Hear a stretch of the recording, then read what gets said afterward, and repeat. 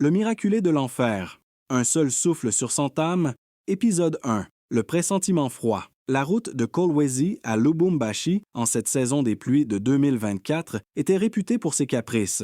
Des nids de poules traîtres au glissement de terrain imprévisible, chaque voyage était une loterie. Mais ce matin du 12 mars, une atmosphère particulière planait sur le terminal de bus central de Kolwezi. Le bus, l'espoir du Kasaï, un vieux mastodonte rouillé que beaucoup surnommaient le cercueil roulant, s'apprêtait à embarquer une centaine d'âmes, serrées les unes contre les autres, pour un périple de près de 300 kilomètres.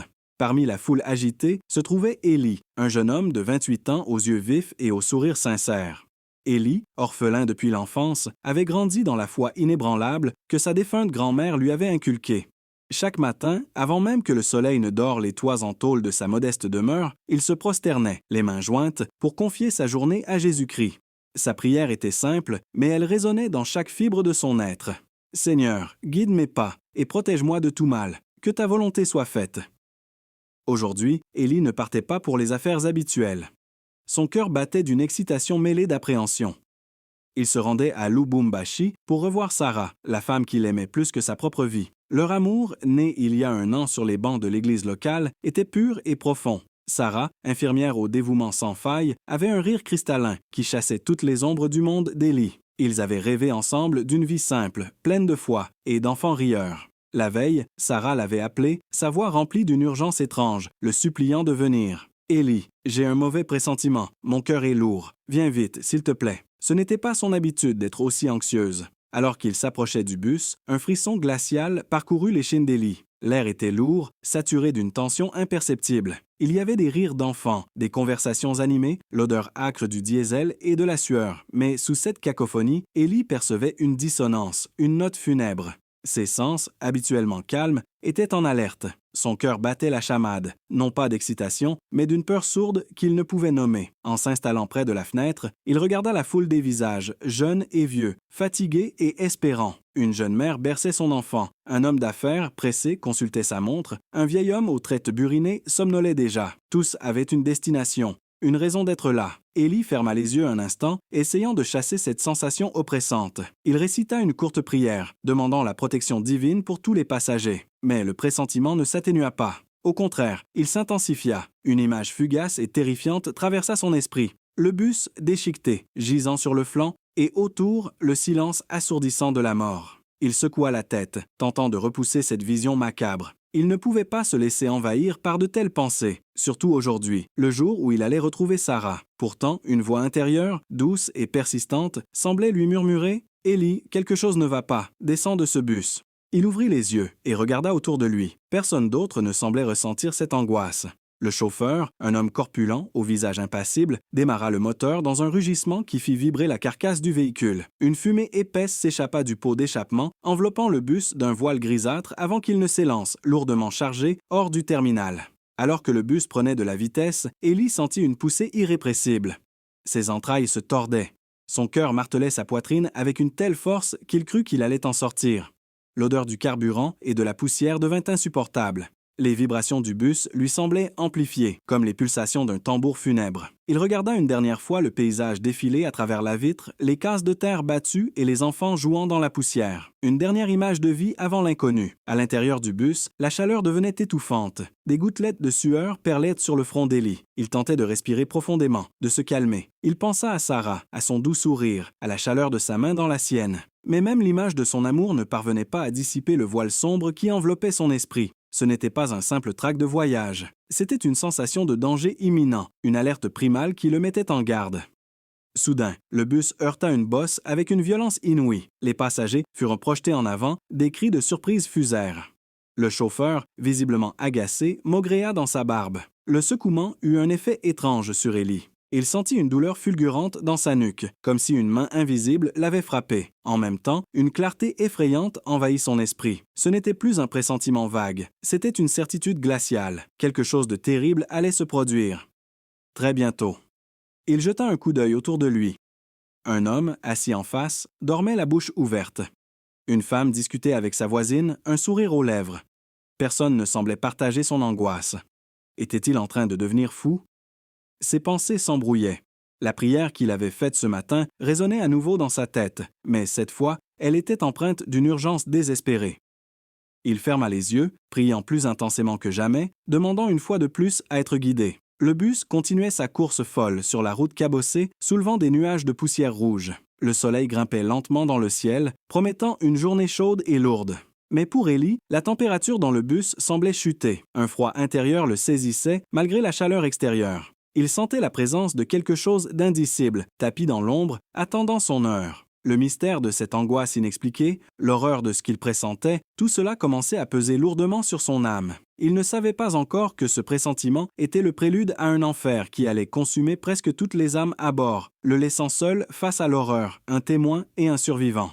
Épisode 2. L'étreinte glaciale des ténèbres. Le voyage, qui avait commencé sous le voile d'un pressentiment, s'enfonçait désormais dans les méandres d'une réalité de plus en plus inquiétante.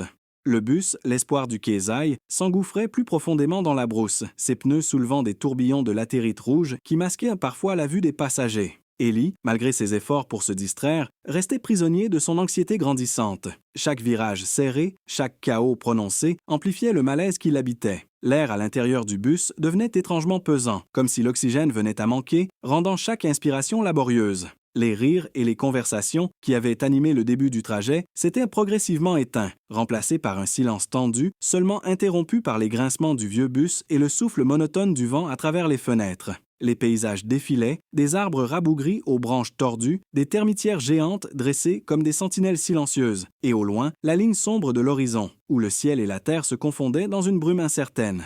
Ellie observe les visages de ses compagnons de voyage. La plupart somnolaient, leurs têtes dodelinant au rythme des secousses, ou fixaient le vide, l'esprit ailleurs. Certains enfants, initialement excités par le voyage, s'étaient assoupis sur les genoux de leur mère, leurs petits poings serrés dans leurs rêves innocents. Personne ne semblait percevoir l'ombre grandissante qui planait sur le bus, cette présence insidieuse qui donnait à Ellie des frissons glacials malgré la chaleur ambiante.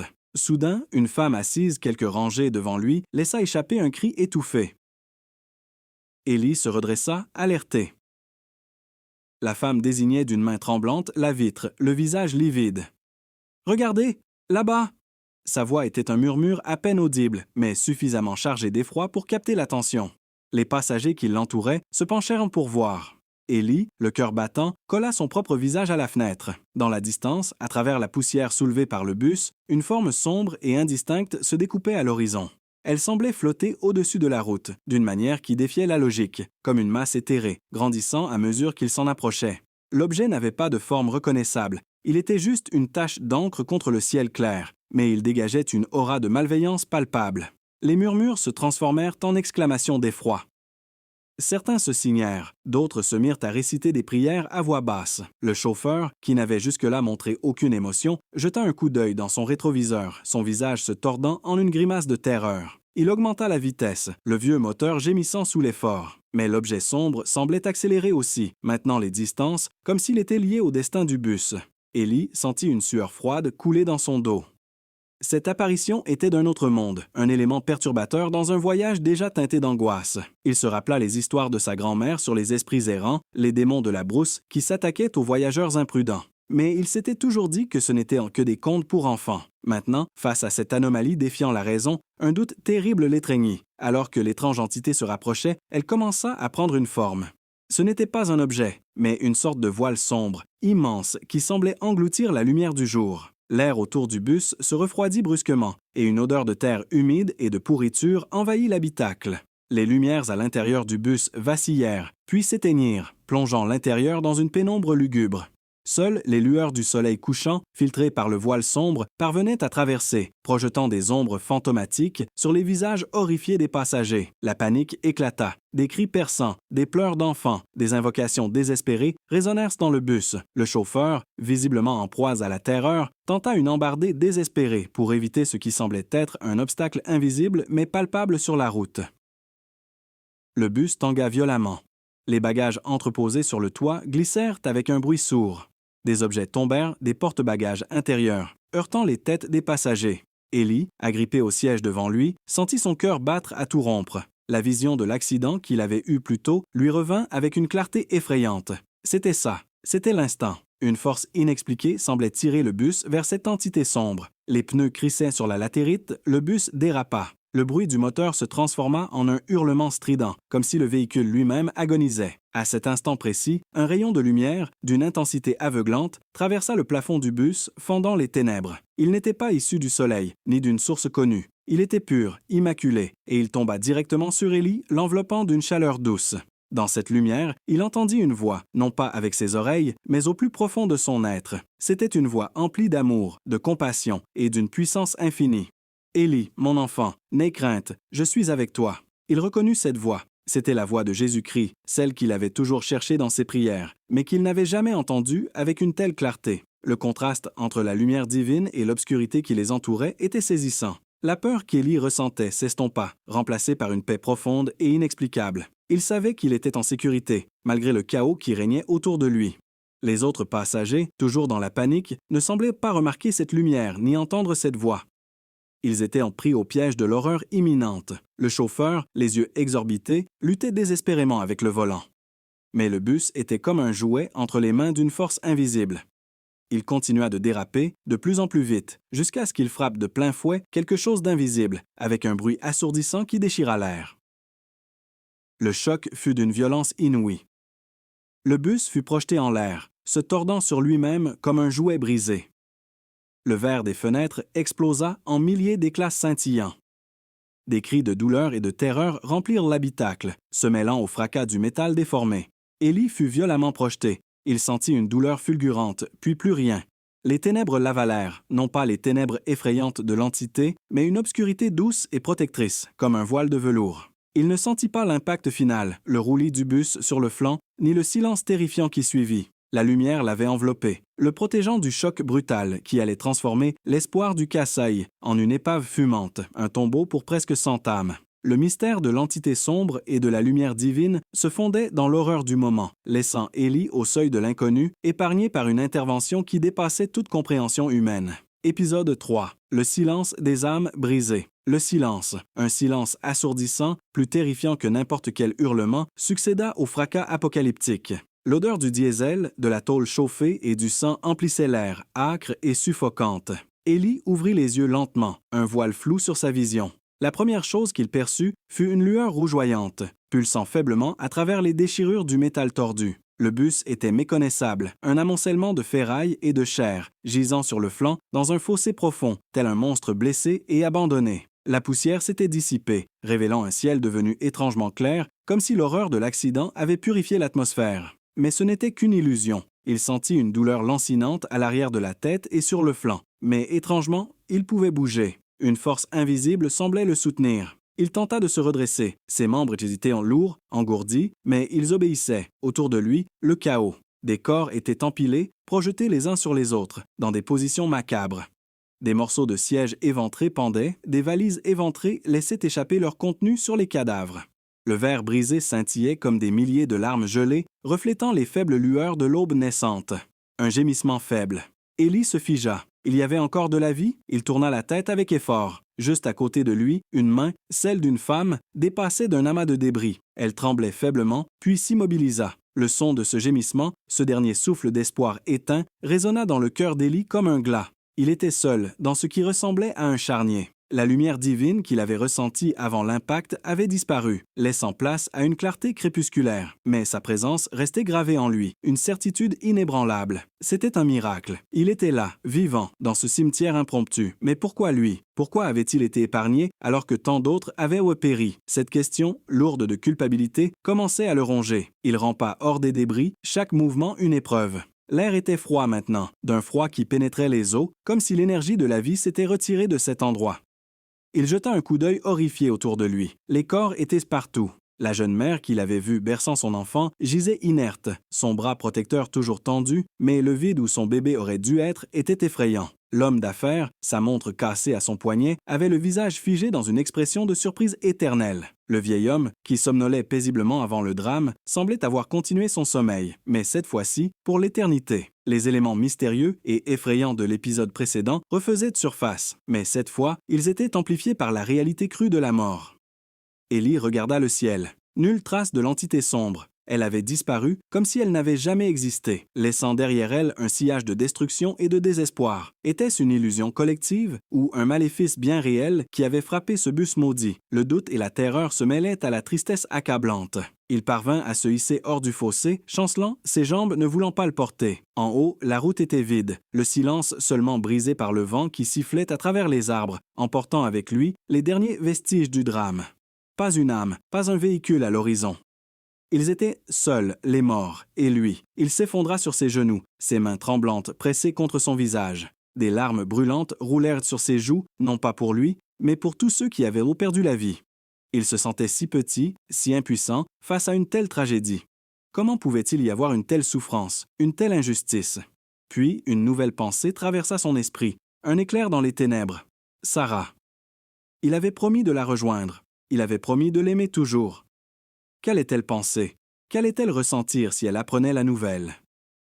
Son cœur se serra. Il devait lui faire savoir qu'il était vivant. Il devait se battre, non seulement pour lui-même, mais pour l'amour qu'il partageait. Il regarda à nouveau l'épave, un monticule de tôle fumante, et une image lui revint, claire et nette, de la jeune mère et de son enfant. Le bébé? Où était le bébé? Un frisson d'horreur le parcourut. Le corps de la mère était vide. Il n'y avait aucune trace de l'enfant. Avait-il été projeté plus loin? Ou était-ce l'œuvre de l'entité sombre? L'idée d'un tel destin pour un innocent bébé était insoutenable. Élie sentit alors une poussée d'adrénaline, une détermination nouvelle. Il ne pouvait pas laisser ses âmes reposer dans l'oubli. Il devait trouver de l'aide, alerter les autorités. Il devait honorer la mémoire des morts et, s'il y avait le moindre espoir, trouver cet enfant disparu. Il se mit à marcher, chaque pas une lutte, ses muscles protestant à chaque mouvement. Le soleil commençait à percer à travers les nuages, ses rayons timidement éclairant la scène de carnage. Il leva les yeux vers le ciel, ses yeux brouillés de larmes. « Seigneur, murmura-t-il, sa voix rauque de douleur, pourquoi m'as-tu épargné? Donne-moi la force de comprendre, la force de témoigner, la force de vivre pour ceux qui ne le peuvent plus. » Il marcha des kilomètres, le bruit de ses propres pas résonnant dans le silence assourdissant de la brousse. Les images des morts, les visages figés dans la terreur ou la résignation, défilaient devant ses yeux. Il sentait la présence des âmes perdues autour de lui, un murmure silencieux de lamentations et de questions sans réponse. Le poids de la tragédie était immense, menaçant de l'écraser. Il continua d'avancer, guidé par une force invisible. Ses forces diminuaient, mais il refusa de céder. Il pensa à Sarah, à son rire, à l'éclat de ses yeux. C'était sa lumière dans ses ténèbres. L'amour, malgré l'horreur, était une ancre, une raison de continuer. Il savait que sa survie n'était pas un hasard, mais une volonté divine, un fardeau, mais aussi un don. Il devait porter cette histoire, cette vérité, et la partager avec le monde. Il était le dernier témoin, le seul à avoir traversé l'enfer et à en être revenu, avec une histoire de foi, de mystère et de la puissance inexplicable de l'amour et de la protection divine. Le silence des âmes brisées le hantait, mais il portait aussi en lui l'écho du miracle qui l'avait épargné. Épisode 4. Les voix de l'outre-tombe et la main invisible. Les heures qui suivirent l'accident se fondirent dans une épreuve de survie et de découverte pour Élie. La douleur physique, bien que présente, était éclipsée par le poids émotionnel de ce qu'il avait vu. Chaque pas sur la terre rouge de la RDC était un rappel de la fragilité de la vie et de la puissance inattendue de sa foi. Il marchait, les yeux rivés sur l'horizon, cherchant désespérément un signe de vie, une route principale, un village, n'importe quoi qui pourrait le relier au monde des vivants. Le soleil était maintenant haut dans le ciel, asséchant la terre et le corps d'Élie, mais il continuait d'avancer, poussé par une force qu'il ne pouvait expliquer. Alors qu'il progressait, une sensation étrange commença à l'envelopper. Ce n'était pas la peur, ni la tristesse, mais une présence diffuse, comme des murmures portés par le vent. Il avait l'impression d'entendre des voix, douces et indistinctes, qui semblaient l'appeler, ou peut-être le remercier. Il s'arrêta un instant, tendant l'oreille. Le vent soufflait à travers les herbes hautes, créant une mélodie mélancolique, mais il y avait autre chose. Des chuchotements, des rires d'enfants, lointains et éthérés, des fragments de conversations inachevées. C'étaient les voix des disparus, les âmes de ceux qui avaient péri dans l'accident. Il sentit une présence à ses côtés, une caresse légère sur sa joue, comme le souffle d'un esprit. Il se retourna brusquement, mais il n'y avait rien. Pourtant, l'impression était si réelle qu'il frissonna. Était-ce la fatigue qui lui jouait des tours? Ou les esprits des morts cherchaient-ils à communiquer avec lui, le seul survivant, le seul témoin de leur fin tragique? Cette idée, loin de le terrifier, lui apporta une étrange forme de réconfort. Il n'était pas vraiment seul. Ils étaient avec lui, dans une forme invisible, le guidant, peut-être, ou cherchant la paix à travers son existence. Au fur et à mesure qu'il avançait, les visions devinrent plus claires. Il vit l'image d'une petite fille, celle qu'il avait aperçue dans le bus, courant dans un champ de fleurs, son rire cristallin résonnant dans l'air. Puis, le visage de la jeune mère, son expression sereine, lui souriant doucement. Il les reconnaissait tous, un par un, les visages des victimes de l'accident. Ils n'étaient pas menaçants, mais plutôt bienveillants, comme s'ils cherchèrent à lui transmettre un message, une dernière salutation. Il y avait un élément mystérieux dans tout cela. Pourquoi ces visions? Pourquoi ces voix? Élie n'était pas un homme superstitieux au-delà de sa foi en Jésus-Christ, mais il ne pouvait ignorer ces phénomènes. Il se rappela les paroles de sa grand-mère sur l'âme qui transcende la mort, sur la vie après la vie. Était-ce cela? Une manifestation de leur passage de l'autre côté, et il était leur pont? Soudain, Élie trébucha. Il tomba lourdement sur ses genoux, ses forces l'abandonnant enfin. La soif et l'épuisement le rattrapèrent. Il sentit le désespoir monter en lui. Il était si près, et pourtant si loin de tout. Il ferma les yeux, priant de nouveau, cette fois avec une urgence renouvelée, non pas pour sa survie, mais pour une direction. « Seigneur, montre-moi le chemin, je suis perdu. » À peine ces mots avaient-ils quitté ses lèvres qu'il sentit une force douce et puissante le soulever. Il ouvrit les yeux.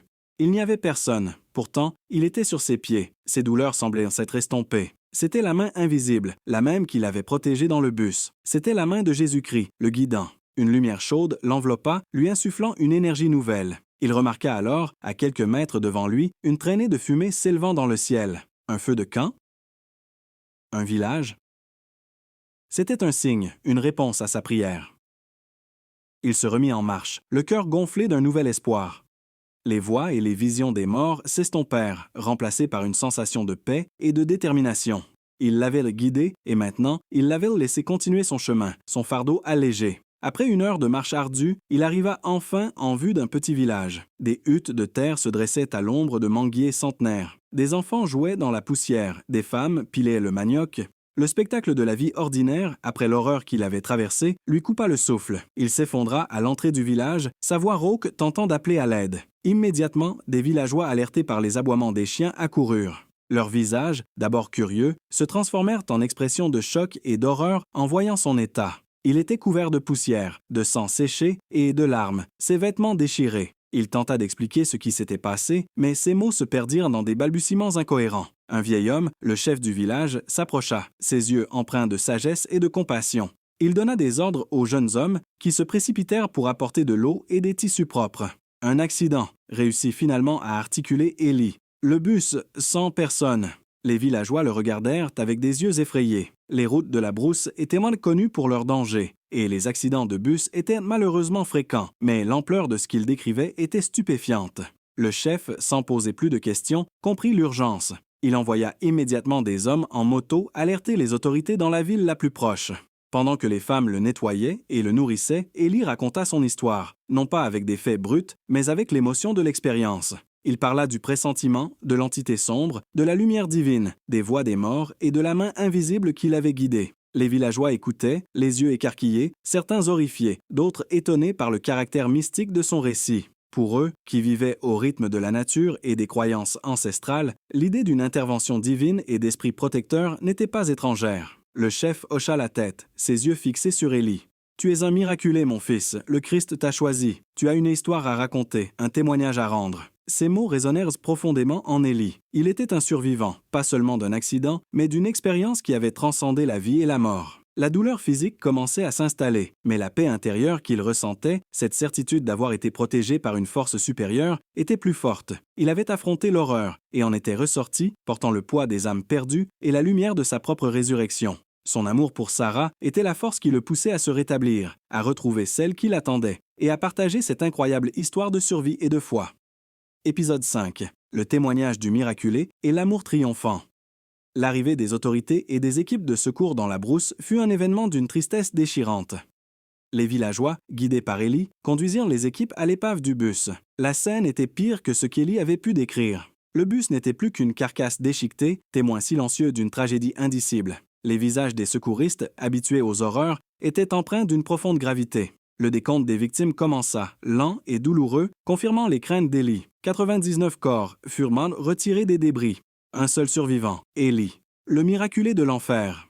Élie fut conduit à l'hôpital de Lubumbashi, non pas en tant que victime, mais en tant que témoin clé. Sa blessure à la tête et ses contusions furent tôt traitées, mais c'était la blessure de son âme qui nécessiterait le plus de temps pour guérir. Les médecins et les psychologues étaient étonnés de sa lucidité, malgré le traumatisme. Il raconta son histoire à la police, aux journalistes, à quiconque voulait l'entendre. Il parle du pressentiment, de l'entité sombre, de la lumière divine et de la voix de Jésus-Christ. Beaucoup écoutaient avec scepticisme, certains avec fascination, mais tous étaient frappés par la sincérité de son récit. La nouvelle de l'accident se répandit comme une traînée de poudre à travers la RDC et au-delà. Les médias parlaient du bus de la mort et du survivant miracle. Les spéculations allaient bon train sur les causes de l'accident, défaillance mécanique, erreur du chauffeur ou quelque chose de plus mystérieux. Élie, lui, restait inébranlable dans sa conviction. C'était l'intervention divine qui l'avait épargné. Pendant ce temps, Sarah, à Lubumbashi, était plongée dans une angoisse insoutenable. Elle avait appris la nouvelle de l'accident du bus en provenance de Kolwezi et son cœur s'était serré d'une peur glaçante.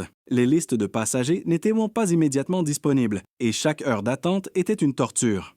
Elle pria sans cesse, ses larmes mouillant son visage, s'accrochant à la foi qu'Élie lui avait transmise. Son mauvais pressentiment, la veille, lui revint avec une force décuplée.